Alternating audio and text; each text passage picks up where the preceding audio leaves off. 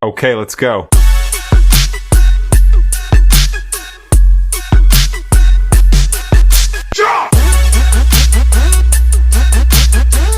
Fala pessoal, estamos começando aqui mais um consultório de investimentos e hoje eu tô aqui, né, o Fábio me deixou, mas me deixou muito bem acompanhado. Eu vou mostrar aqui depois, Nem tanto. E aí, tudo bem, Ronaldão? Mais uma vez, obrigado, tô Tudo feliz, certo? hein? Hoje o papo promete, né? A gente tem um convidado aqui que promete tirar a gente, fazer a gente ganhar nos períodos de crise, muito dinheiro, né? Não é que ele promete, não vou falar isso, mas ele vai nos mostrar como. Vai falar de vários assuntos polêmicos aqui também, né? Hoje é o dia do corte. Hoje é o dia do corte. Promete hoje, hein? Fenomenal, hein? Agradeço demais. Me apresente. Falou do cara e não falou Quem não. sou eu? Vamos Não, lá? sem corte. Não, sem corte. Não, pode cortar, né? Porra, senão fica muito estranho. Então, hoje a gente tem um convidado especial que se chama Luiz Fernando Roxo. Fernando, muito obrigado aí. Eu agradeço enormemente o convite. Valeu. Roxo, Sou super fã. Novamente, obrigado. Assisto o podcast e é uma alegria. Estou aqui a vossas disposições e prometo me esforçar para cada minuto valer a pena. E a gente chama você de Luiz, de Fernando ou de Roxo? No final vira roxo. é assim, Roxo. Tá bom. o Luiz Fernando a gente conheceu há 4, 5 anos, o Roxo ele conhece a vida toda. É o Roxo, Eu Roxo, não gostava Roxo. de é. roxo na escola e tal, era aquelas piadinhas. Parece um nome meio agressivo, Sim. assim. Mas é muito forte o nome, acaba pegando, né? Eu gosto de Luiz Fernando, mas é roxo. Roxo. Maravilha. Muito bom. Ô, Jô, antes de mais nada, né? Essa história é muito rica, cara. Ele tá falando de um cara que... Quando eu falo assim de mercado financeiro, tem muita gente que ganha seguidores e ter audiência é uma coisa, ter reputação é outra. Você tem audiência, você tem reputação. O Roxo não nasceu agora no mercado, né? Já é um cara que tá há muito tempo, antes das redes sociais, já era consolidado. Conta um pouco pra gente da trajetória do Roxo de antes e dentro do mercado financeiro. Fenomenal. Eu era um jovem perdido, uma criança, né, que não sabia o que ia fazer da vida, dislexia, TDAH, e minha professora de matemática do primeiro colegial falou que eu jamais aprenderia matemática, e eu queria fazer relações públicas, porque meu pai tinha dinheiro e eu gostava de ir na balada e tal, mas meu pai quebrou quando eu tinha 17 para 18 anos, quebrou pela segunda vez, inclusive. E aí foi uma infância bem interessante, e aí... Eu fiz um cursinho e eu queria fazer economia, finanças, já gostava da história da bolsa e tal. Quem sabe um dia eu vou trabalhar na bolsa. Eu tinha um primo que eu gostava muito dele, achava legal esse negócio de trabalhar na bolsa, ele era operador do pregão. E aí minha avó me arrumou 2 entrevistas de emprego. Uma para vender caminhão na Ford e outra para trabalhar na corretora do Banco Bradesco, corretora número 72, na Nova Central, para trabalhar com bolsa. E, pô... Com certeza eu preferia a bolsa, mas também não passei no negócio da Ford. E aí, aos 18 para 19 anos de idade, dia 6 de agosto de 97, eu comecei lá como estagiário e me achei assim, nunca fiz outra coisa na vida. Nunca produzi um parafuso, sempre a ciranda especulativa do mercado. E eu fiz tudo. Eu montei uma mesa private lá no Bradesco, a última vez que eu tive lá uns 10, 12 anos atrás... Tem mais de 100 officers ou brokers lá, eles ficaram em pé, não sei se eles sabem disso hoje. Eu montei o Bradesco Private, porque eu fui lá em 99, na Cidade de Deus, escrevi o Business Plan. Eu, Pedro Aguiar, Rodrigo Natel, Paulo Bittencourt e Esser. Depois, em 2001, 2002, uns diretores assumiram lá, tomaram o nosso Private, não me deram o aumento que eu precisava, porque minha família estava com dificuldade. E aí eu aceitei o canto da sereia, do Safra, que me ofereceu uma luva de $50 mil para ir pro Safra, isso era 2002. É porque já é dinheiro, mas na época era mais Era dinheiro. muito dinheiro. Bastante dinheiro. Eu nunca tinha visto um dinheiro desse assim. E aí eu trabalhava lá na cobertura, na sala do lado do São Moisés, ganhava 15 salários. Mas não gostei muito, foi uma coisa muito agressiva para mim, sair do Bradesco e cair no Safra. Naquela época, né? Bem diferente de cultura. Era difuso, completamente. E aí um ano depois eu fiz um acordo e fui trabalhar na Intra, que era uma corretora que era... do seu Ezinha e de outro cara lá que era amigo do meu tio, e fui trabalhar de autônomo lá, operava meu próprio dinheiro, mas eu tinha dificuldade de fazer captação, então não deu tão certo. Do meu lado sentava o Benchimol, estava começando a XP, escritório XP, 2 posições do meu lado assim, fazendo aqueles cursos e tal. E eu fui para a Ágora, que era a maior corretora da época, era a XP da época. ajudei a montar a Ágora de Ribeirão Preto, trabalhei com o Roberto Lee, com o Paulo Mazon, e aí montamos a Ágora Pouca gente boa passou pela tua história. Eu trabalhei praticamente com todo mundo, cara. Porque eu fiz muita coisa, aí saí de um lugar, aí quebrei na XP, na Ágora, era uma coisa misturada, assim, ainda tinha uma área cinzenta que você podia fazer uma espécie de gestão, com ser agente autônomo e tal. E aí em 2004 eu fui tocar a Ágora de Brasília, aí fiz uma operação errada, errei no botão lá, perdi 70 mil reais do meu dinheiro, a Ágora não me ajudou, os scalpers da Ágora saíram tomando da minha frente a boleta para eu perder dinheiro, aí saí de lá sem nenhum tostão final de 2004, vim para cá, ajudei a montar um family office com o Dendem, Felipe Dendem, um pessoal do Safra, que era Beta de Advisors na época, ainda existe, né? O Rodrigo Menon que toca lá, essa empresa hoje. E quebrei de novo. E aí, ou eu ia voltar pro Bradesco, ou eu ia dar aula de alguma maneira, né? E aí eu encontrei o Leandro e o Stormer. Caramba. Que eram meus amigos desde 2003, e eles me chamaram para montar um curso de opções para dar para os alunos da Leandro Stormer que estava começando. Era pequeno e já lotava as salas, era 2007, eu quebrei dia 13 de março de 2007 e abril, maio, eu estava tentando voltar para o Bradesco ou fazer isso. O Bradesco não me aceitou de volta e aí eu escrevi um curso, né? Eu entrei no mestrado também, escrevi um curso de opções e aí lotamos a sala, então eu fiz o primeiro curso em maio de 2007 para 50 pessoas em Porto Alegre, com o Leandro Stormer, o Stormer junto comigo. E dali pra frente eu passei 10 anos rodando o Brasil, 20 capitais, sábado e domingo lotado, me levantei muito rápido assim, e aí depois decidi fazer gestora, e tem mais uma história longa. Mas o começo é mais ou menos esse, eu passei por todos os lugares, fiz de tudo, fui analista, passei uma semana no pregão, vi todos os crashes, todos. E eu me dedico ao estudo do crash e da crise no mercado financeiro há muitos anos. E eu também meio que acabei me encantando com um pensador chamado Nassim Taleb, que é um cara que todo mundo meio que quer saber, tem muita gente que tem raiva dele, não gosta, tem outros que admiram, mas nunca conseguiria ir atrás.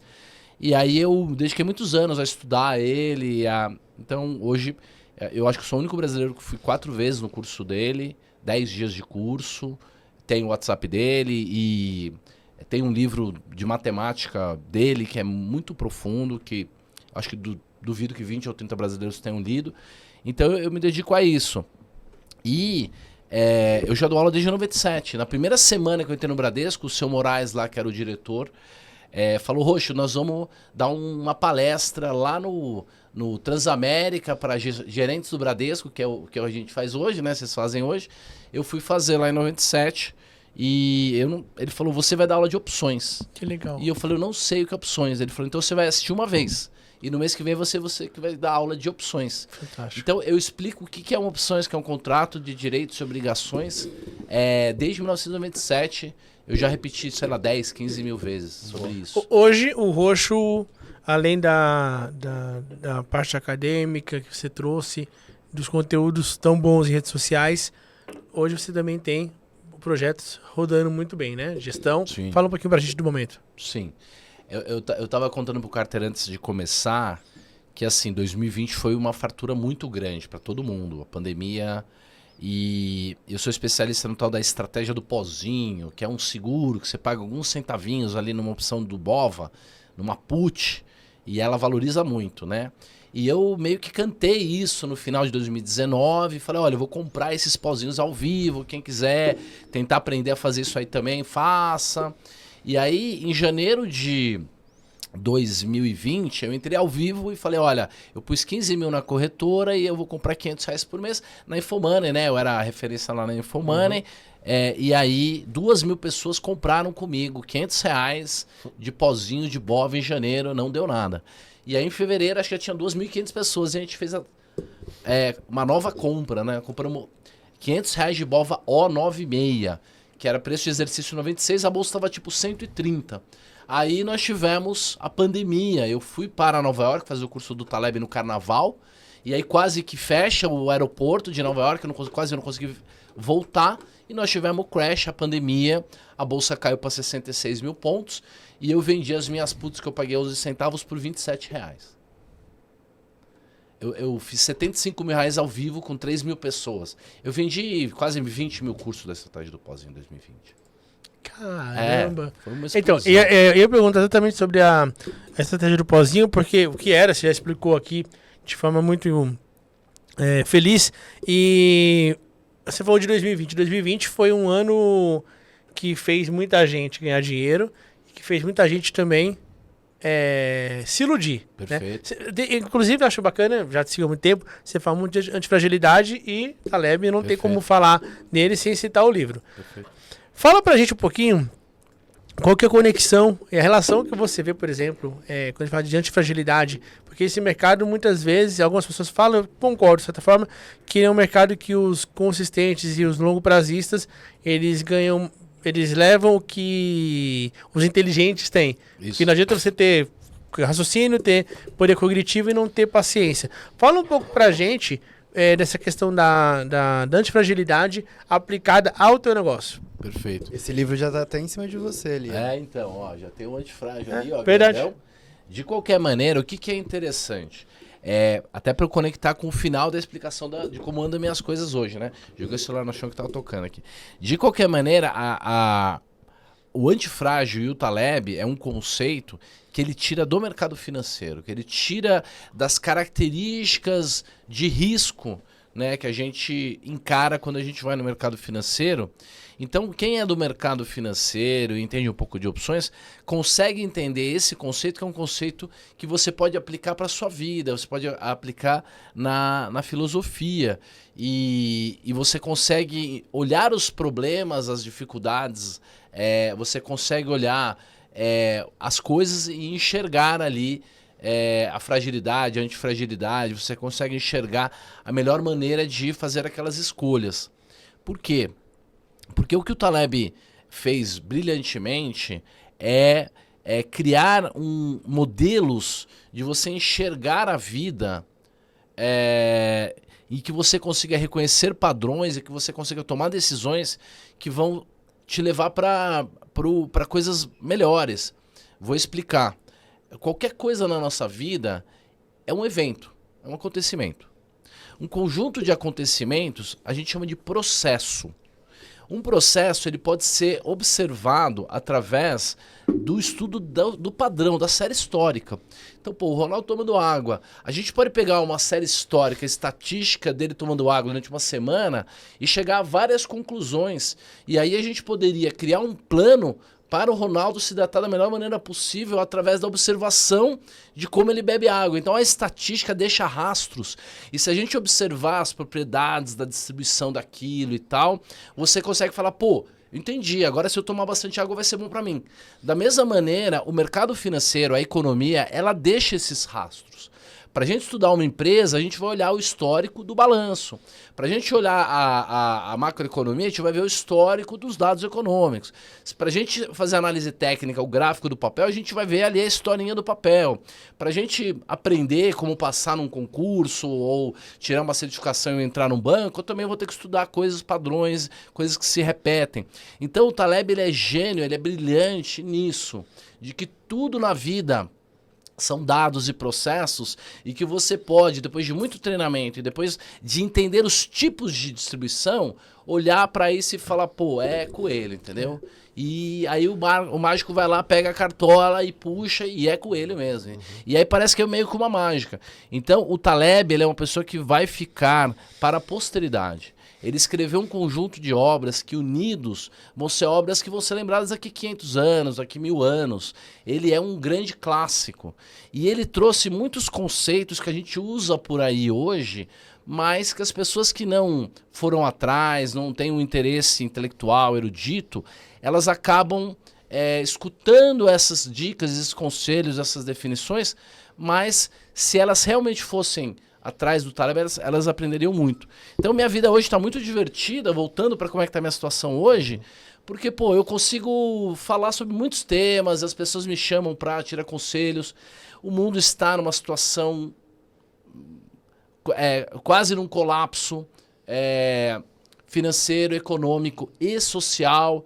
Então, hoje, depois que eu vendi lá, né, faturei quase mais de 20 milhões de reais em 2020, eu fui iludido, achei que ia ter crash cada 6 meses, fiz uma equipe lá de 100 pessoas, e aí tive que ser antifrágil e começar tudo zero, mandar todo mundo embora, recomeçar. Então hoje eu tenho pequenos negócios extremamente enxutos, só faço negócio com pessoas boas. E cara, o meu alcance está muito bom, as pessoas têm vindo atrás de mim, elas reconhecem mesmo essa coisa da autoridade. Então assim, eu tô me divertindo muito, porque as coisas que eu tenho falado, eu fico feliz, porque as pessoas prestam atenção, elas usam, elas dão um testemunho de que, pô, eu tô ganhando dinheiro na bolsa, e é muito legal. E também tem algumas pessoas que são críticas, assim, e eu tô aprendendo a lidar com isso também de uma maneira muito divertida, assim.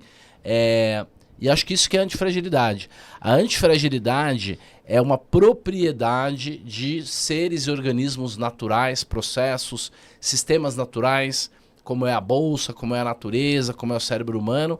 E essas propriedades, elas são reconhecíveis naqueles seres e organismos que prosperaram, que deram lucro, que deram resultado, que sobreviveram. Então, se você olhar uma coisa que tem 2000 anos, ela tem algumas características, algumas propriedades que fizeram com que ela fosse antifrágil. E a antifragilidade nada mais é do que crescer com o problema, com o sofrimento, com o estresse, com aquilo que a gente chama de a família da desordem. Então, propriedades antifrágeis de tudo aquilo que cresce, que tem sucesso, que sobreviveu na natureza, o ser humano, a igreja, a sociedade, tudo isso possui essas características de que o estresse, o caos, a desordem, a dor, o sofrimento, tudo isso é capturado e é usado para melhorar. Então, a antifragilidade é a característica de crescer com a dor, com o sofrimento. Antifrágil. O que é frágil? Frágil é aquilo que não aguenta uma batida, um barulho, um estresse. É um adolescente de hoje em dia. É frágil, né? Ou adultos. Não aguenta. Muitos adultos. E muitos adultos adolescentes, né? Sim. Então, a sociedade está fragilizada. Um copo de cristal é algo frágil, né? Você faz um jantar na sua casa, tem 12 taças, sobra 8. No final da noite só sobrou, tem 9, porque você quebrou 2, 3. Aquilo que é frágil precisa estar numa cristaleira.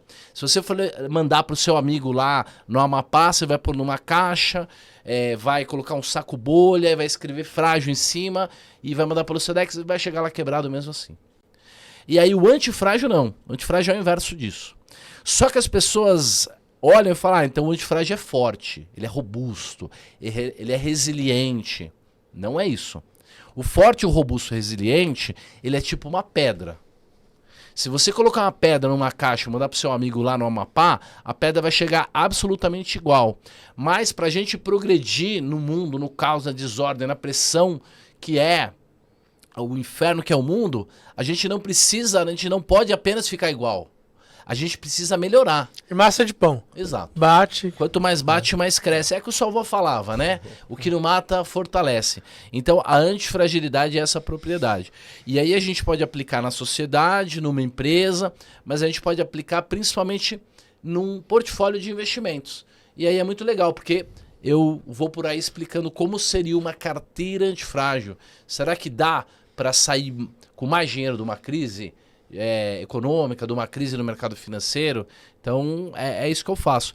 E tá muito legal, tenho parceiros de alto nível e venho em lugares assim, com pessoas inteligentes que nem você e vocês, e ter conversas de alto nível. É isso. Ó, aproveita então, e o Roxo já pulou um capítulo então do começo do livro, então você já aproveita, compra o livro e lê. Bom. É um livro muito interessante, que é o Antifrágil. Eu só li esse do Taleb, então depois você recomenda de matemática, que eu não sei qual é. Não conheço toda a obra dele, mas é bem interessante. E eu acho que o Antifrágil você pode ir lendo ao longo da vida. Ele é simples, mas ele é complexo. Então, assim, O quanto pessoal mais você pede ler, muito mais você vai conselho entender. sobre como ler Taleb, né? E de fato, ler Taleb do final, que são os livros que ele escreveu por último, não vale a pena, não é muito bom. Se é o que você tem, beleza, mas porque é muito hermético. porque as primeiras obras dele explicam as ideias, as palavras, os conceitos. Às vezes, uma palavra como felicidade, para um cara significa uma coisa, para outro cara significa outra. E aí você tem esses problemas semânticos, né, da palavra. Então, o Taleb, ele começa escrevendo um livro de opções, em 97, que foi quando eu comecei. Eu não sabia desse livro, mas o livro se chama Dynamic Hedging, que é um livro sobre como fazer hedge com opções. E depois, em 2003, ele vai para a literatura mesmo, filosófica e tal. Mas o primeiro é Iludidos pelo Acaso. Eu recomendo fortemente. É um livro lindo, é um livro divertido, ele ensina os primeiros conceitos. Porque assim, o Carter é super inteligente, ele dá conta de pegar o antifrágil e achar muito bom. Mas começar pelo Iludidos pelo Acaso vai puxando um fio ali. Tem personagens que, no final das contas, começam aqui no Iludidos pelo Acaso, que é o Tony Gorducho, um outro personagem que ele cria, que é um cara chamado Nero Tulip. Então, olha, o Nero tem a ver com o Romano. Ele Tulip. fala do Tony Gorducho no Antifrágil? Fala. Os dois estão lá, mas você vai conhecer como começa essa história entre eles. E o livro de matemática, ele já é um livro de 2019, 20, que se chama SCUFT, que é Statistical Consequence of the Fat Tails, em que o Taleb, na página 283, explica qual é a solução para os investimentos. Ele diz que a solução para os investimentos, diferente da proposta de Markowitz, que é a minimização da entropia. Markowitz propõe isso lá em 56, lá no trabalho dele. A gente aprende isso até hoje, lá no VAR, cai nas provas, certificação e tal. Ele diz que não é isso. Ele diz que a solução para os investimentos para o portfólio é a maximização da entropia através do uso do teorema dos dois fundos separados, que nada mais é do que o rebalanceamento do portfólio do Benjamin Graham. Você tem que ter coisas muito arriscadas de um lado. Muito arriscadas. Bolsa, ações, quem sabe em algum momento até uma cripto. Do outro lado, você tem que ter coisas ultra conservadoras, que a gente chama de reserva de valor. E do outro lado, ativos de valor. E o mercado, ele tem um pêndulo por causa da taxa de juros, principalmente que a gente vive num mundo keynesiano, que os bancos centrais querem ficar mexendo na taxa de juros, em que tem esse pêndulo doido, que às vezes a taxa de juros sobe muito e a bolsa cai muito. E às vezes a taxa de juros cai e a bolsa sobe. Então, se a sua carteira tivesse esses dois, matéria e antimatéria, né? Um que sobe muito quando os juros caem, que é a bolsa, e o outro que é o inverso, então você vai ficar aplicando esse rebalanceamento, vai diminuir a sua volatilidade e uma série de coisas. Mas nenhum escritório de agente autônomo do Brasil, nenhuma gestora, ninguém nunca ouviu falar disso. Nem sabe o que é uma entropia, nada disso. Então, a minha missão é exatamente explicar como que funciona essa carteira. Então, todo mundo, de alguma maneira, sabe que tem que rebalancear, todo mundo sabe como funciona, mas não tem mesmo esse passo a passo, essa teoria. E eu tive a oportunidade de entrevistar o Taleb em 2017 com o Richard Hinterman. A gente tinha um programa na Infomania chamado Os Antifrágeis. Muito legal. E eu entrevistei o Taleb e ele falou para mim e pro Richard. O Richard falou, pô, como é que você quer que uma pessoa comum aí, o Zé do Povão aí, leia Antifrágil, entenda e saia citando Sêneca e tal, né? E ele falou, cara, o meu objetivo não é esse. Quem vai fazer isso são vocês. O meu objetivo é que vocês, jovens espertos, né, smart guys aí, leiam isso e aí ensinem para as pessoas com analogias, metáforas e a sementinha e o vento e o pescador e tal. Então, dá para explicar toda essa genialidade do Taleb e ele passou essa missão pra gente. Então, além de ganhar dinheiro, além de ter um fundo, de ter um objetivo econômico lá na Rochedo, que é a minha empresa, uma das nossas principais missões é ensinar as pessoas a antifragilidade, aplicarem isso no seu dinheiro e nas suas vidas. Legal. E deixa eu te fazer uma pergunta aqui curiosa. Eu fiquei com curiosidade, mas... Você começou lá no Bradesco, aí, pô... Meu tataravô foi um fundador do Bradesco. Ah, seu tataravô. Por isso que eu consegui a entrevista. Mas o Amador Aguiar era muito brilhante, né? Então, conseguiu ficar com o banco depois de algumas décadas. Sobrou umas coisinhas pra gente e sobrou uma amizade com o diretor lá que me colocou na corretora, pelo menos. Maravilha. Caramba! É Dessa Coronel Galdino de Almeida. É a rua principal de Marília, né? O banco se chamava Banco brasileira de descontos, mas antes disso era Casa Bancária Almeida e Irmãos, né? Boa. Que era lá da família. E aí em 43 o Aguiar vem do Noroeste e assume lá como banqueiro e tal, e depois, por muito mérito, muito capitalismo, né? Ele acaba assumindo o banco, tomando o banco da família. E o legal é que você vai lá no museu, no passado, e tinha uma foto lá do meu bisavô assumindo lá, assinando um negócio muito importante, e eles falam, esse aqui foi qualquer um, entendeu? O seu Aguiar é que era o cara e tal. Mas o seu Brandão escreveu um livro e conta um pouco melhor a história da família, eu gosto muito. O seu Brandão foi um cara brilhante, né? Quando meu avô e a minha avó morreram, ele passou a noite em pé do lado do caixão. E o seu Trabuco também. Certo. Fantástico. Não, maravilha. É. Começando lá no private, o que você acha que hoje consultoria de investimento está explodindo, assessoria, e o que você recomenda assim, para um gestor de carteira e tal? Além dele ter conhecimento, mas como que encaixa os derivativos, isso dentro do portfólio? O que você diria para esse cara? Perfeito. Olha, veja bem, a gente tem uma geração atual que é muito superior às gerações anteriores, tá? Falar que o agente autônomo, o assessor, o funcionário do banco só quer tirar dinheiro, só quer ganhar comissão e tal, não deixa de ser um pouco de injustiça. Porque no passado, gente, a corretora, ela dividia a boleta ia para o nome da corretora, e os caras faziam o rateio no final do dia. Então, assim, tinha pessoas no pregão que era especialista no belisco. Então, a manipulação ela era maior do que hoje.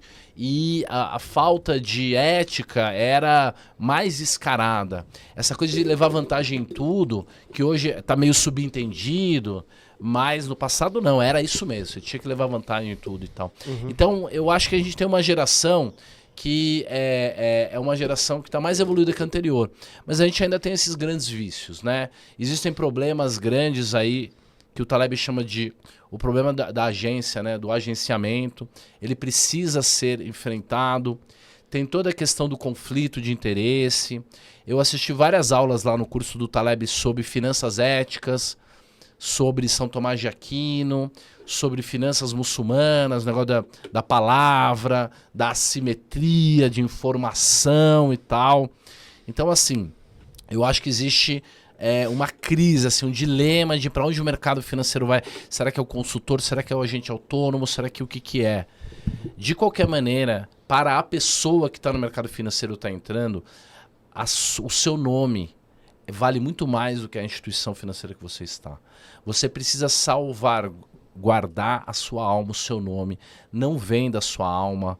Não ofereça uma coisa para o seu cliente e depois passe a boleta abaixo, porque isso vai te corrompendo e todo mundo sabe. Depois de um certo tempo, todo mundo sabe. Então, você precisa ter uma relação extremamente ética com o seu senhor, que é o dono da corretora, o dono da instituição, e uma relação tão ou mais ética com o seu cliente. É muito importante. Então, você precisa estudar muito, muito, muito a parte técnica. E você precisa estudar muito, se dedicar muito também a essa parte ética, moral, a relação, ter a palavra, não mentir, entendeu? Aí você vai conseguir. O network é importante, o relacionamento, as habilidades soft skills e tal. Você vai precisar de tudo isso. Mas eu acho que o hardcore, o núcleo duro que você precisa se dedicar é muito conhecimento técnico e uma noção de justiça, de verdade, de ética muito grande. E as pessoas vão ver a coerência. E vai passar o tempo e alguém que trabalhou com você 10 anos atrás, entendeu? Vai ser consultado por uma outra pessoa que está querendo te contratar e a história que vai ficar é o que vai dar a palavra. Porque o que a gente vale, o que o ser humano vale? Ele vale aquilo que vão falar de você depois que você vai embora. Você está numa reunião, tem 3, 4 pessoas, você vai embora. Se você for um cara sem valor, que não presta, as pessoas vão falar mal de você. Se você for embora e você for um cara de alto nível, um cara que entrega, um cara virtuoso, de valor, as pessoas vão contar a história de você. Concordo, vão falar, esse cara é demais, esse cara me arrumou um emprego, esse cara me deu um curso grátis. É assim. Até porque se você olhar para um lado, o mercado hoje é um mercado que ele demite muitas vezes por questões pessoais, tem questão técnica, o cara pode não estar performando e sair. Sim. Tudo isso daí acontece. Pô, o gestor que não gostou de mim, cara, mudança que eu não me adaptei, cabeça tá a milhão, eu não consegui entregar. Exato. Faz parte. Agora, isso, o mercado ele é gigante. Você vê a Expo, que a gente acabou de falar, evento que esse ano eu não pude ver o roxo, mas nos encontramos lá todos os outros anos. Ali como que o mercado tá próximo. Se você faz o certo, você vai ter sempre alguém que te estende a mão, te abre a porta. Agora, o cara saiu porque, pô, não entregou bem, não tava bem na cabeça, enfim, não tava performando. Agora, o cara saiu pela porta de trás por conta de ética, o que é um mundo vira um ovo. O mercado se fecha e é um tipo de coisa que é muito difícil você recuperar a reputação perdida quando é ferido moralmente. É muito difícil. Não, com certeza. E para você criar uma reputação leva uma vida inteira. E você Pode perde a destruir. sua reputação num piscar de olhos, né? É muito isso. frágil. Principalmente dependendo de como você se coloca com relação à vida, né? Se você se coloca como frágil e deixa um rastro, esse rastro vai te perseguir de qualquer maneira. Então, assim, o que você faz vai te seguir com o tempo. Então, se você deixa frutos, isso vai aparecer, mesmo que leve tempo. Então, e se você escrever a sua biografia e sempre fizer a versão de ser a melhor... fizer a questão de ser a melhor versão de você e sempre deixar uma memória de nobreza, de cara, o cara esteve aqui, é inesquecível. Isso vai ficar para trás de você. Perfeito. O papo tá elevado aqui. Em relação, você falou dos bancos centrais lá serem keynesiano, e eu queria entender qual que seria o modelo para você ideal, né? Assim, né? O que você acha desse modelo e por que você acha que a gente está aí próximo ao novo crash? Perfeito. Né? Ou se não, se eu estou errado. Perfeito. Então, assim, as pessoas, elas têm discussões ideológicas porque elas não se apropriaram do conhecimento.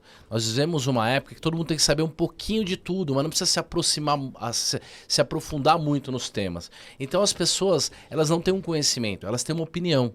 Entendeu? Ah, não, eu acho que o governo tem mesmo que interferir na economia. Ah, eu acho isso, eu acho aquilo.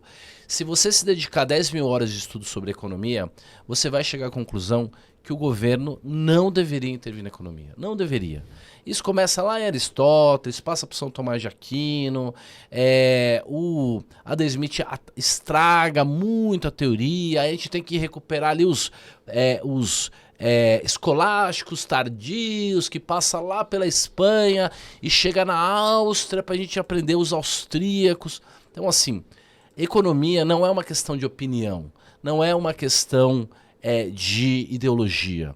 O fato é que o governo intervindo na economia só causa desequilíbrios. Então, assim, a gente já tem dados o suficiente para concluir que não deveriam existir bancos centrais. A economia deveria ela mesma se autorregulamentar. Então, eu sou a favor da liberalização econômica. Eu posso ser considerado um economista austríaco, né? Uhum. Então, Hélio Beltrão, Fernando Urich e tantas pessoas hoje que levantam essa bandeira. E nós estamos vivendo num período de exceção, em que os governantes atuais não têm essa compreensão, então não tem muito o que discutir, né? O que é necessário é que a gente continue estudando, fazendo ciência e tal, para que a gente consiga trazer dados suficientes, convencer as pessoas, e aí a gente vai ter uma economia que seja mais equilibrada. Um outro problema grave é que em algum momento lá, uns 500 ou 600 anos atrás, o governo reaprendeu a fazer dívida, se endividar. Com um argumento de que, já que eu vou fazer uma ponte que vai ficar aí 200, 300 anos, então nada mais justo que as pessoas do futuro paguem. Então criaram ali uma bigodagem para justificar pegar dinheiro emprestado e gastar. Então o governo gasta de várias maneiras. O governo gasta porque ele é o emissor da moeda, então ele imprime o dinheiro do nada, então ele tem receita disso. Ele ganha dinheiro porque ele pega dinheiro da gente, então a gente paga imposto. Ele ganha dinheiro também porque ele imprime mais dinheiro, ele cria uma inflação e essa inflação ela dilui a dívida. Então, assim, a gente hoje vive numa situação em que as pessoas que não têm virtudes, que não têm valores, que não aprenderam a importância de se esforçar, de trabalhar e tal, elas são as pessoas mais recompensadas. Né? Então hoje, metade do mundo, do Brasil, trabalha e paga imposto, a outra metade vive dessa metade. Sem nenhuma questão de julgar se merece, não merece, renda extra, Bolsa Família, até porque o Bolsa Família é o mais barato. Né? O fato é que mais de 50% do Brasil não trabalha, ou trabalha para o governo, e a outra metade paga a conta. Então, se a gente vive numa sociedade em que mais de 40% de todo o dinheiro vai para a mão do Estado, é como se o carrapato tivesse quase do tamanho do boi. Entendeu? É quase como se estivessem matando a galinha dos ovos. E isso pode funcionar durante um tempo, mas quando a miséria fica muito grande, mesmo a população que vive disso, ela acaba se revoltando e pedindo mudanças e tal. O ideal é que a gente não tenha tanto trauma, que a gente possa fazer essa mudança sobre a compreensão de como gerenciar uma política econômica, um país, um orçamento, de uma maneira elevada. Então não precisa ir lá estudar não sei aonde. Leia a República de Platão, tá lá, entendeu? Tá tudo escrito lá. A gente não pode fazer dívida em nome dos nossos netos, dizendo que o que a gente está fazendo é justiça, ou economia, ou eficiência. E a gente não pode, também como governante, querer destruir a família, a sociedade, diminuir a moral das pessoas só para que elas virem consumistas e sejam viciadas no consumo. Então, assim, a gente está vivendo valores extremamente distorcidos. As pessoas acham que civilidade significa ter um iPhone, ter elevador, ter água quente e ter uma câmera que faz as coisas. Não, civilidade é a capacidade de postergar recompensas. Depende da sua capacidade de virtude. Não tem nada a ver com o nível da tecnologia. E a gente, há mais de 1000 anos, está decaindo moralmente e civilizatoriamente. Hoje, um adulto, como você falou, não consegue ficar um minuto de olho fechado. Hoje, as pessoas, elas se endividam para comprar coisas que elas não precisam e elas pagam 20, 30, 50, 100% de juros para o banco.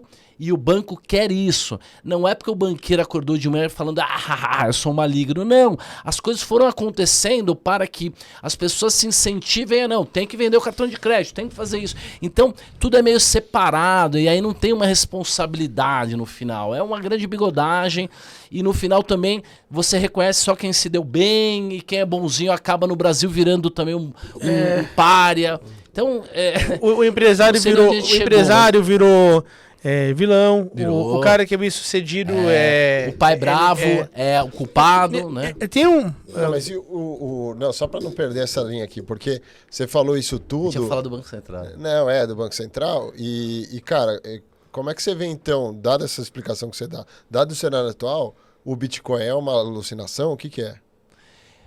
Quer terminar? Eu não vou falar do Bitcoin, agora eu vou dar minha opinião sobre o Bitcoin. Não. Cara, essa pergunta eu tava aqui pra fazer. Excelente pergunta e eu quero até deixa ele trazer porque a minha é complementar. A minha tem que ser depois, a sua veio a hora certa. Que a minha é complementar essa questão do Bitcoin. Vamos no Bitcoin. Então, assim, o movimento libertário, boa parte dele depende de Nassim Taleb. Nassim Taleb fala de libertarianismo, fala de Sêneca, bandeiras e fala de libertarianismo, ele levanta uma bandeira. E aí as pessoas começam a estudar, ir atrás, e o Koff, o professor Olavo, e tudo isso. E aí as pessoas chegam no libertarianismo, no anarcocapitalismo, na economia austríaca. Legal. O problema é o seguinte, a gente não consegue ter uma solução que a gente diminua o Estado, que a gente consiga ficar com uma parte maior do nosso dinheiro, se a gente não tiver uma elevação moral, uma elevação de valores da sociedade. Não é um piscar de olhos que a sociedade... A culpa não é do governo, a culpa é da sociedade. A sociedade quer votar no governo que prometa as coisas para ela, porque a sociedade está infantilizada. E uma das bandeiras que apareceu, que foi criada em 2008, que é o Bitcoin, para muitos libertários e tal, entra como se fosse a solução. Então, por exemplo, o Renato 38, vou ter um debate público com ele no dia 16 de setembro, sou amigo pessoal dele, gosto. Acho que boa parte da narrativa, do argumento dele, da descrição do problema e tal, tá perfeita. A solução é mesmo a gente aprender a abrir o olho e aprender as coisas do professor Olavo, o Guilherme Freire, São Tomás de Aquino. A solução realmente é a gente voltar e aprender filosofia e aprender a ser elevado. E aí o próprio governante vai ter isso. Entendeu? O próprio governante, ele vai querer cortar a despesa. Ele vai querer arrumar o orçamento. O problema é que as pessoas acharam que o Bitcoin é a solução. Porque é sedutor mesmo. Cara, é uma moeda, não é do governo, você tem a sua autocustódia, aí você transfere e não tem o problema do ouro que você tem que carregar e ela tem a escassez. Então, se você ler o livro do Renato, de qualquer outro, tem lá 5 características do Bitcoin que fazem com que ele seja incrível. E dali nasce um arcabouço e depois em cima disso se constrói uma catedral e aí a ponto de o Renato e outras pessoas falam, não, é o novo evangelho, é a solução para a sociedade e tal. Eu não vou discutir tudo, eu só vou dar um argumento. O Bitcoin possui propriedades estatísticas inertes da sua própria estrutura que fazem com que ele seja altamente turbulento, especulativo, volátil e não possua as características necessárias para aquilo que querem fazer dele. Então, esqueçam, não é a solução. Qual é o nome que a gente deu? Uma alucinação? Qual é o nome que eu dei? Uma alucinação coletiva. O Bitcoin de fato é uma alucinação coletiva. Eu converso com pessoas altamente inteligentes, elas não entendem esse argumento. E o Nassim Taleb fez um paper, e eu me baseio no paper do Nassim Taleb, e eu tenho conhecimento matemático suficiente para entender o argumento dele. 2 papers não, uns trabalhinhos foram feitos para tentar refutar o paper do Taleb, e olha, não tem uma conta, não dá para aquilo lá ser uma refutação. O Urish, por exemplo, fez um tweet dizendo, o Taleb tá dizendo que o Bitcoin não vale nada e tal, e o Taleb foi lá e mandou um fucking idiot, entendeu? E bloqueou o Urish. Por quê? Você só responde paper com outro paper. Você não responde um paper com um comentário de o velhinho ficou maluco no Twitter. Isso não é uma discussão, não é um debate. Então, entendeu? Então, a questão do Bitcoin é que ele não tem valor intrínseco, ele não tem uma propriedade dentro dele, um valor, um fundo que vai gerar uma receita ou que vai gerar um pagamento futuro que faz com que ele se estabilize do pêndulo dos juros. Quando os juros caem demais, o Bitcoin vai valer $1 milhão, é isso. É euforia, é Lamborghini, é Rolex, é essa ostentação brega e é esse exagero, né? Até a festa e até o afternight. Mas depois, quando vem os juros altos e a austeridade, o Bitcoin irá cair.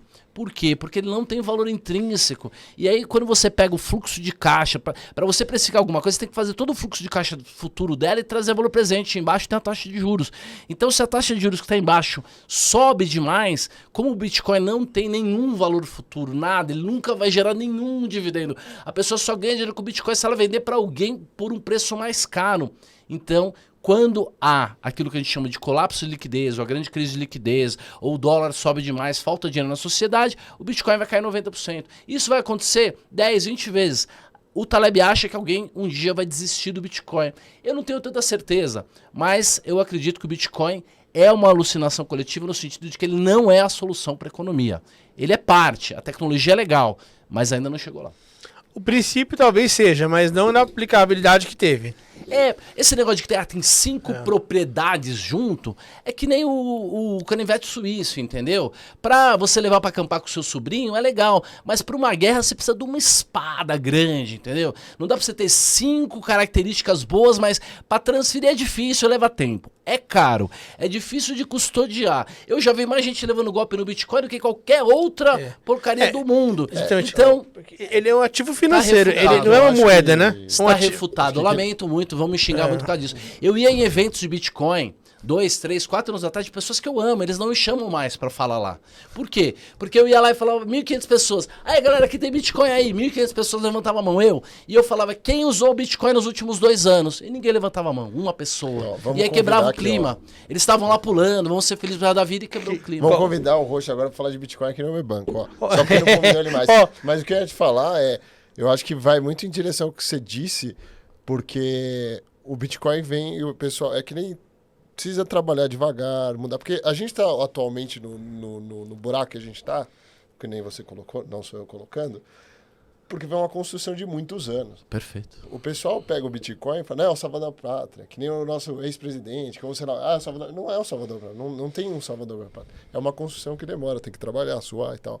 Então eu acho que as pessoas se apegam, o cara quer criar um novo evento. É que assim, é um ativo digital, é um ativo financeiro. É um ativo financeiro. Mas não é uma moeda. É um ativo financeiro, assim, mas as pessoas confundem até a questão conceitual. Não, porque o cara escreveu um tratado de vida baseado numa moeda digital. Que loucura é essa? E tem novamente aí, tem um pouco até do que você falou, né? O que fez as pessoas olharem como um salvador, como a grande mudança necessária para a nossa humanidade, o Bitcoin. Aí vou voltar um pouco. Tem a questão da sociedade num todo. Vou falar que o Brasil, isso está sendo provado dia após dia. Uma busca assim, inacabável pelo êxito imediato, pela conquista com pouco esforço, por aquele golpe de sorte, por aquela, enfim, enriquecimento repentino. E aí eu vou trazer uma pergunta em 2 frentes. A tua opinião sobre os day trades e tua percepção sobre esse mercado das bets. Hoje, nessa data que a gente está gravando aqui, a gente teve uma operação deflagrada da Polícia Federal, com influencers, enfim, envolvidos, mas a gente vê que realmente ganha uma proporção muito preocupante. Perfeito. Qual a sua opinião sobre essas 2 frentes e o que você acha que isso daí pode... Como que isso poderia ser, de repente, corrigido ou evitado? Qual é o papel nosso, como também pessoas do mercado, em conscientizar as pessoas? Perfeito. Com relação ao day trade, eu gosto de ser 100% honesto e verdadeiro. Então, assim, não é uma atividade nobre em que você vai restaurar a sociedade, blá, blá, blá, blá, mas eu acredito que tem um valor muito grande para o mercado de capitais, na medida que algumas pessoas vão entrar no mercado, vão se conscientizar sobre riqueza, dinheiro, comprar, vender, tendência, tal, através do day trade. Então, assim, o homem, né, principalmente, ele quer ou você fica rico ou você morre tentando. Então, aquela testosterona toda, ela faz com que o cara não queira ficar rico aos poucos. Ninguém quer ficar rico aos poucos, ninguém quer ficar rico velho. As pessoas querem ficar rico rápido. Então elas se interessam muito por essas formas de ganhar dinheiro rápido. Eu, quando falo venha se proteger com a minha carteira, eu tenho 2 cliques. Quando eu falo venha ter ganhos explosivos, eu tenho 1000 cliques. Então, assim, eu acredito que as pessoas devam de alguma maneira se apaixonar pelo mercado, tentar entender, evoluir, transcender e virar investidores. Por quê? O investimento é o maior desafio intelectual da modernidade, desafio da maneira geral.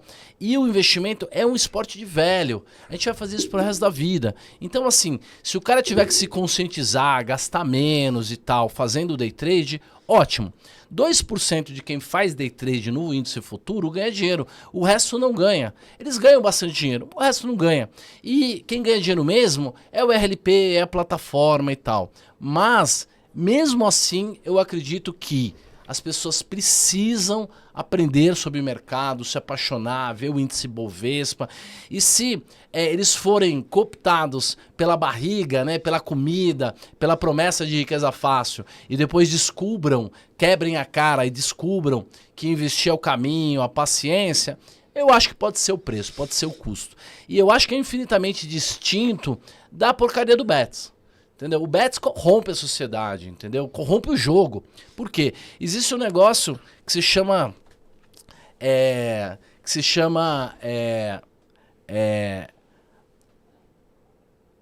processos estocásticos. Eu ia falar um nome mais difícil, mas que é o quê? É a característica do mercado financeiro você não interfere no mercado financeiro. Você não tem como chegar lá e falar, o cara do Fed vai mudar a palavra dele. Então, sou eu aqui e o mercado lá. Mas no mundo de apostas, você pode interferir, você pode comprar um juiz de uma maneira mais fácil. Não é que você não possa manipular o mercado, você pode. Mas você mexe muito na realidade com as apostas e isso acaba fazendo com que o próprio essência do esporte seja corrompida. De qualquer maneira, eu acredito que a pessoa também, fazendo o bets, ele tá pensando sobre aposta, probabilidade, aleatoriedade, emoção, segurança. Então, assim, eu acho que todo mundo que gosta de jogo deveria investir. Para de ir na porra do poker, você não vai ganhar dinheiro com o poker. O profissional do poker vai te rapelar todas as vezes. Para de ir na porra do cassino clandestino ali naquela rua aqui do Itaim que todo mundo conhece, para tomar drink barato lá e perder R$1.000. Para com isso, invista. A emoção é tão grande quanto, só que vai te trazer um caminho, um rastro. É o jogo mais legal que existe, que é investir, e não é de soma zero. O mercado de capitais é a solução para a sociedade. Divisão de risco, diluição de risco. Eu tenho uma ideia boa, você tem o dinheiro, eu tenho vontade de trabalhar, a gente se junta, a gente cria riqueza, valor para a sociedade. A aposta, ela perde valor, ela é um buraco energético, né? Mas a sociedade, ela anda com esse nível, então tudo que sobra para ela é fazer aposta. Além do que, é mais difícil se abrir uma conta na corretora, tal, do que fazer uma aposta. Além do que, o problema nem é só da modernidade. Na verdade, descobriram as pautas e as atas das reuniões lá da Assembleia, lá da democracia na Grécia, lá em Atenas. Tinha ágora naquela praça e eles faziam eleições públicas, né? Quem era cidadão de Atenas, tinha que ter umas características lá, podia votar. Descobriram os temas das pautas que eram discutidas lá na praça principal de Atenas 2.400 anos atrás. Sabe qual era os temas? 80% era quem vai ser convocado para a Olimpíada e quem estava pegando quem. Dos artistas da tragédia com os atletas, 80% do tema, do assunto era isso. Fofoca, quem vai para a Olimpíada e aposta e quem está traindo quem. Então, a gente é muito decaído, né? A gente é. Caraca. Mas, ó, eu vou discordar aqui do Roxo um assunto. Manda ver. Eu vou discordar. O poker foi considerado esporte da mente, assim como o xadrez. Perfeito. E se você for ver ali, você tem mais de uma ou duas vezes alguém que já ganhou WSOP. Ah, pô, se teve sacanagem, eu não sei, mas é muita gente pra ter sacanagem. Perfeito. Então eu já joguei poker uma época na minha vida, quando eu era mais jovem, e segui ali a cartilha estatística. Porque no final do dia, lógico, você tem os odds lá, existe uma aposta. Eu concordo com você. É que o cara, pra ficar muito bom em pôquer, eu tentei, por isso que eu tô dizendo. E eu fiz essa conta. Fala, cara, eu vou ter que estudar 5, 6 horas por dia durante tantos anos, quem sabe e tal. Mas, cara, é à noite, é birita, entendeu? É dirigindo de madrugada, é um lugar energeticamente péssimo, a conversa é de baixíssimo nível, entendeu? Então, você deveria estar dormindo para acordar às 5 horas da manhã para malhar, para ganhar dinheiro na bolsa, que realmente é um lugar que não é soma zero, e você tá tentando lá virar o príncipe do pôquer. E eu acho que não é um bom investimento em termos do que você vai fazer com o seu futuro. Não, por esse lado eu tenho que concordar com você. Mas dá pra ficar bom. Você pode se decair ali muito. E tem teoria, dá pra ficar bom, Sim. tem probabilidade, não tem menor dúvida. Não, é muito. Não tem como comparar com o Tigrinho.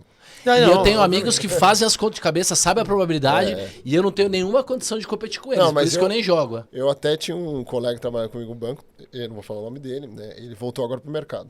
E ele é físico e trabalhava na área de risco e liquidez de mercado, então fazia bastante conta. E aí eu expliquei pra ele, falou, tem até essa escolinha. Meu, o cara largou tudo, foi jogar pôquer. Aí eu nunca mais ensinei ninguém a jogar pôquer, porque puta que pariu, entendeu? Porque cara complicado. Não, mas o cara ganhou vários torneios e tal, mas depois... só que aí é o que ele falou. Perdeu a mulher, sei lá o quê, entendeu? Ele fica num ritmo de vida não vai levar não, você longe. Natural. Porque é um ambiente de aposta, um ambiente de birita, Entendeu? de sensualidade, aquela coisa que... Não é nem falando, o cara virou... mas nos horários, né? Porque você... É o contexto, tudo. É tudo. Tudo. Não, e ótima resposta, eu perguntei, porque assim, a questão é infinitamente, acho que, por exemplo, eu acho que boa parte das pessoas Eu não faço, não dá tempo, mas já fiz, de trade, já ganhei, já perdi. E, por exemplo, aposta, eu nunca fiz uma aposta na minha vida. Mas eu vejo, tem o racional de buscar algo muito fácil, buscar algo sem esforço. Aí é muito emocionante, cara. O brasileiro R$100, sempre buscando... 50 reais, é muito emocionante, né? O problema é que, sei lá, 30% do dinheiro que vai pra bet é do Bolsa Família, né? Não, péssimo. É muita coisa. Esse negócio de... Eu também, um dia eu fiz uma operação lá, e falando de opção, né? Acho que era um straddle. E sem querer... foi sem querer, lógico. Sim. Você acha que eu ia saber que ia ter greve dos caminhoneiros? Era a Petro, put call. E aí a put, cara, virou uma grana. Eu falei, pô, eu devia ter colocado mais. E depois perdi, mais pra frente, o dinheiro. E eu queria saber se você ensina também essas estratégias no curso de vocês. E aquela pergunta que eu fiz, assim... Como que cabe num portfólio sério, assim, você recomendaria? Não para ganhar dinheiro, ou sei lá, usando o Taleb, mas para fazer hedge, assim. Porque eu vejo que muito gestor de carteira não faz isso. Sim, sim. Entendeu? Então, eu peguei essas ideias todas do Taleb, essa teoria e tal, e criei um método, um protocolozinho, assim, de como montar a sua própria carteira. E ele tem 5 passos. Então, o primeiro passo é a diversificação barbell. Então você tem que dividir nessas duas naturezas e saber as proporções e diversificar, porque se você diversifica, você realmente consegue melhorar a sua relação de risco e retorno. O segundo passo é você aprender a fazer o balanceamento dinâmico. Então hoje, com R$1.000, se você colocar R$300 no BOVA e R$700 no Tesouro Selic e fizer um balanceamento, quando a bolsa subir demais, você vende um pouco da bolsa e compra o Tesouro Selic e vice-versa, você vai gerar um alfa que vai bater o CDI, a média entre o CDI e a bolsa no longo prazo. Vai bater. Isso é garantido. Então esses 2 passos, qualquer um é capaz de fazer. E não precisa dessas teorias, nada, é realmente muito simples. A cada 6 meses você vai lá e mexe nisso. E vai fazendo seus aportes, e vai estudando, e vai aprendendo para melhorar. O terceiro passo, que já é um pouco mais elevado, é buscar valor. Cara, você vai ter que de alguma maneira descobrir se vale mais do que Cogna, ou Cogna vale mais do que Vale. Entendeu? E você pode usar 4 tipos de escola, 4 tipos de informações, 4 tipos de naturezas de estudo para isso. Ou você vai olhar balanço para descobrir a relação preço-valor. Tá barato, tá caro. Então você tem que descobrir o valor de alguma coisa, comparar com o preço. Então se o preço estiver baixinho e você achar que aquilo vale muito, você vai comprar aquele negócio. Então você vai buscar valor, você descobriu o valor naquilo. A segunda maneira de buscar valor é a macroeconomia, mais sofisticado. Você tem que saber o ciclo econômico que tá, então se isso é bom ou ruim para aquela empresa e tal. Outro tipo de maneira de você buscar valor e ao invés de simplesmente balancear, você escolher os caras certos e tal. Terceira maneira de você buscar valor é você fazer o timing. Então você vai olhar um gráfico, um quant, uma estatística, análise técnica. Tem gente que ama, tem gente que detesta. Tá aí faz 300 anos, se não funcionasse não estaria 300 anos aí, por mais que acadêmicos tentem provar isso ou aquilo e não sejam capazes. E o quarto passo seria saber trabalhar com... quarta maneira é usar dados de volatilidade, também é importante. Então o terceiro passo é buscar valor. Primeiro passo, diversificação barbell. Segundo passo, rebalanceamento do portfólio. Terceiro passo, buscar valor. O quarto passo é adicionar opcionalidade. Então é aí que você deveria tentar se meter com as opções, mexer com opções. Então, Roxo, eu já faço o balanceamento, eu já tenho o BOVA com o Tesouro Selic, eu já tenho a diversificação barbell. Eu vou estudar balanço ou vou estudar opções? O que você quiser. O que você achar ali que você vai se interessar mais ou tal. Com as opções, você pode fazer 1 trilhão de coisas. Por exemplo, gerar renda. Então você pode pegar uma carteira de ações e aí você vai vender umas opções ali e tal. E isso pode gerar, quem sabe, de 8 a 10% a mais de alfa para tua carteira no longuíssimo prazo, por ano. Vender call coberta? Vender call coberta, vender put. Vou dar um exemplo. Eu tenho Petrobras 2 quilos, queria ter 3. Então, se a Petrobras cair, eu vou comprar mais Petrobras.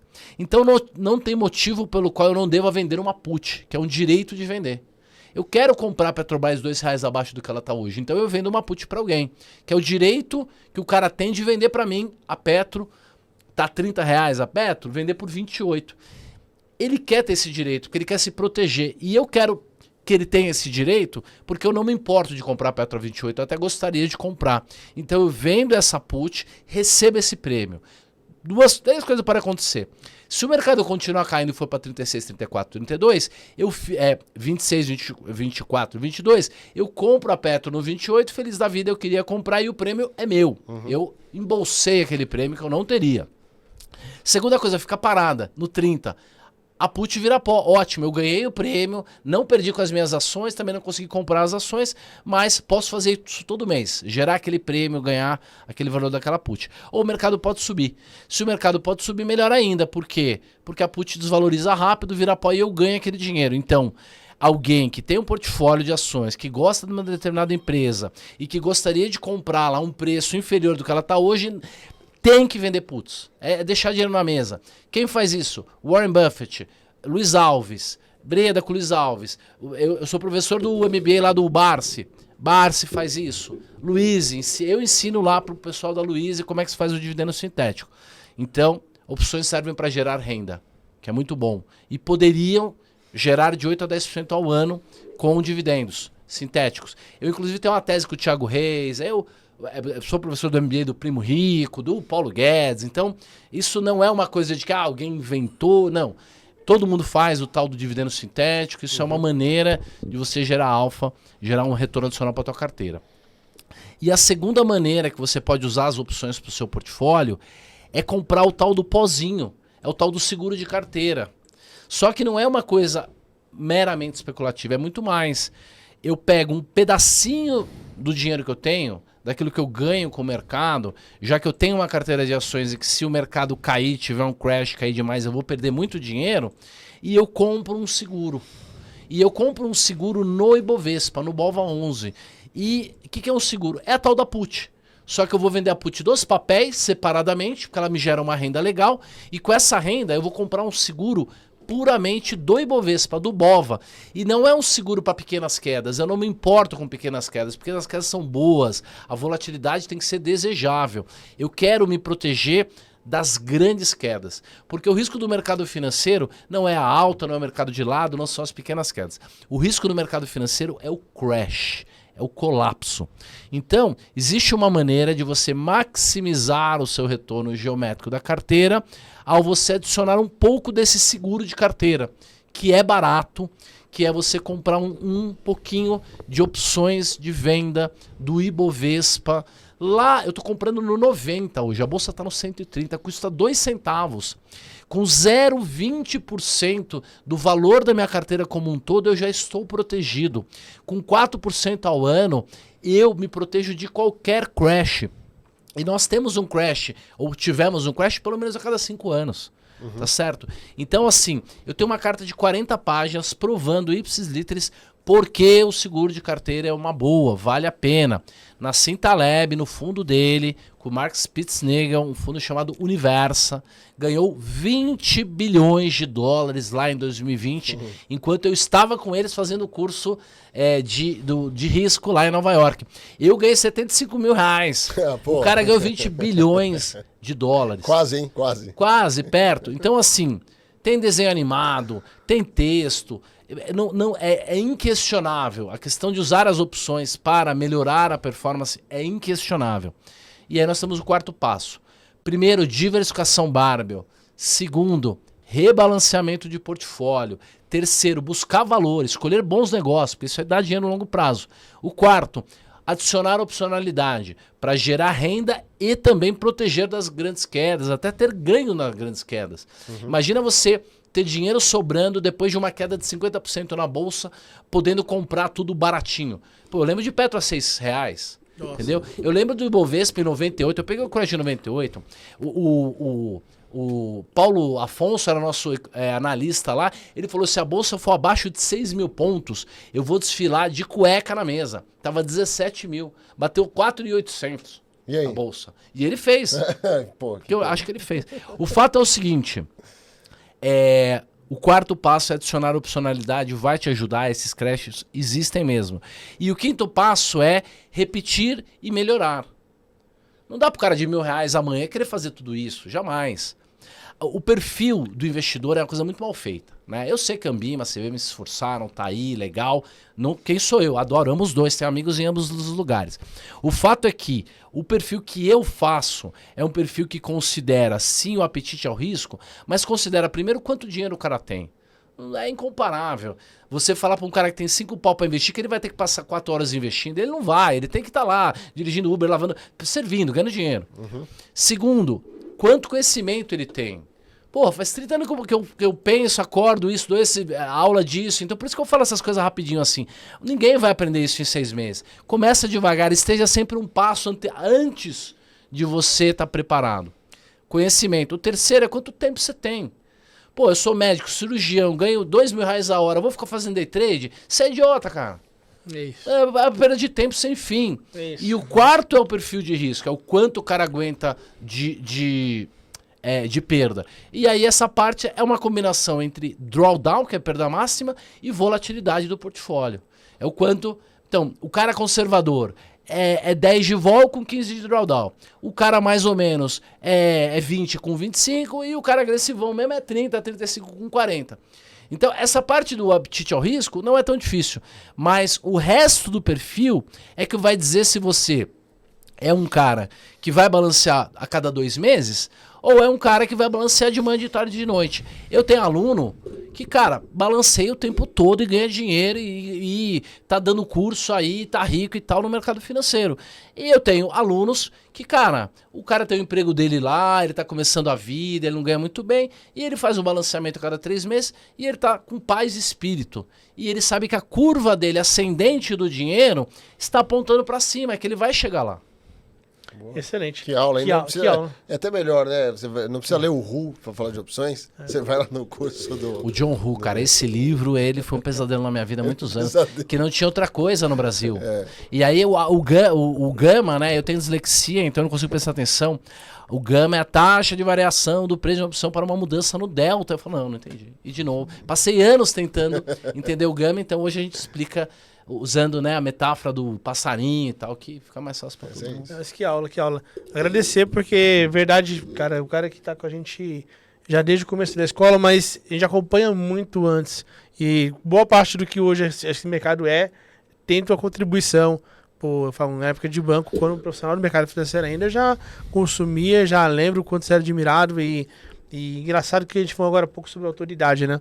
Porque uma coisa é o cara ter muita audiência e outra coisa é o cara ter autoridade. O Roxo consegue ter autoridade com audiência, porque isso é muito difícil. Discurso coerente, pega um discurso lá de trás, é o mesmo de hoje. Eu também já pisei na bola, já prometi coisas que eu não cumpri, já falei que ia subir e cair. Eu acho que é da vida, entendeu? Faz Eu parte. acho que a gente vai ser humilhado publicamente várias vezes. O mercado é o grande humilhador, entendeu? A gente, o que Você não deixa quer a isso, gente humilde não é o sai do mercado. Você não mas tem quer que ter isso. Né? coerência, né? Exatamente. Errar vai errar, todo mundo erra. Os gestores erram. Aqui há 8 anos atrás, que alguém, o verde no topo lá, cara, Stuberg não erra, todo mundo erra. Stuberg erra, todo mundo erra. Então... Então, Vamos falar. Eu tinha posição, montei uma posição em Petrobras em 18. E aí com troca agora, eu falei, não, a Petrobras vai cair, né? E eu comecei só, enfim, vendendo call. Fui vendendo call e o bicho espetou. A 28 strike, espetou pra 40. Eu falei, pelo amor de Deus. Te arrebentou. Aí não consegui mais A rolar. primeira vez que eu quebrei foi exatamente assim. Ah, é? Não, mas tava coberto. Então, Que bom, tava que bom. Não, tava- Eu não tava. Você Em não tava 2013, janeiro de 2004. Boa. a vida ensina. O mercado faz humilde, né? É um grande Roxo? humilhador. O Fischer fala isso, Ken Fischer. Mercado. Obrigado por essa aula, Pô. pela tua participação, pela tua presença, pelo tempo. Fantástico. Olha, eu já participei de bons aqui. O último foi com o Ricardo, né? Assim, mas, cara, realmente é uma... Talvez até pelo vínculo também sentimental que você carrega por amizade fora daqui, mas achei incrível. Obrigado. Fenomenal. Adorei. Eu que agradeço enormemente. Me sigam lá, tenham paciência comigo, com a matéria que é chata, né? O sócio do Taleb fala, quando você fala opções, 80% das pessoas saem da sala.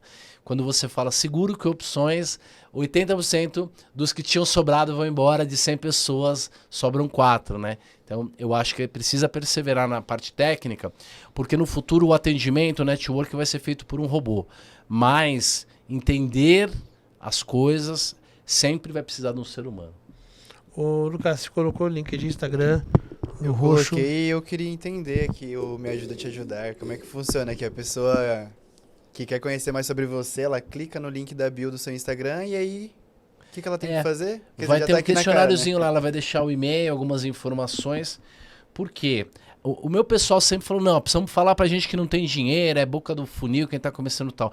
E a gente fez pesquisa e descobriu que o meu aluno, ele é um cara altamente qualificado. Ele pode não ter muito dinheiro, a maioria até tem dinheiro, muito mais do que a média das redes sociais e tal. Mas ele pelo menos é um cara esperto, estudou, aprendeu e tal. Então assim, entra lá, responda algumas perguntas pra gente, que a gente vai te direcionar no conteúdo e também a gente vai aprender um pouco mais sobre o nosso público para direcionar. Então, as pessoas falam, cadê seus cursos? E aí clica lá, não tem um curso para vender, tem só algumas perguntinhas, depois nós vamos direcionar. Então, é só entrar no Instagram mesmo. O YouTube também produz muito conteúdo, tem o Giro da Semana do domingo, que eu recomendo todo mundo assistir. Eu tenho, humildemente, conseguido ler bem a macroeconomia, explicar os movimentos, entender o que está para acontecer. E esse crash pode acontecer a qualquer momento. Então eu acho bom que as pessoas, de fato, comecem a acompanhar.